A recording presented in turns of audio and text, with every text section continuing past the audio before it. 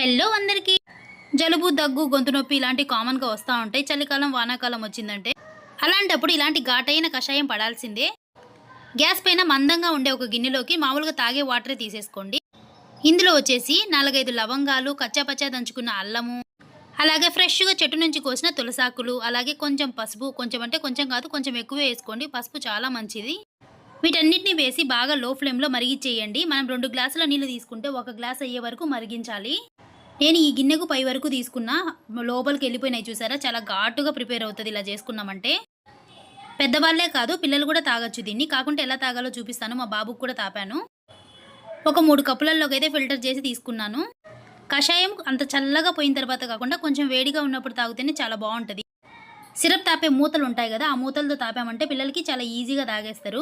తులసి ఆకులు కూడా వేసాం గదా! మంచి స్మెల్ ఒస్తా చాలా ఘాటుగా ఉందనమాట. ఇలాంటి సీజన్‌లో కొంచెం తాగాల్సిందే.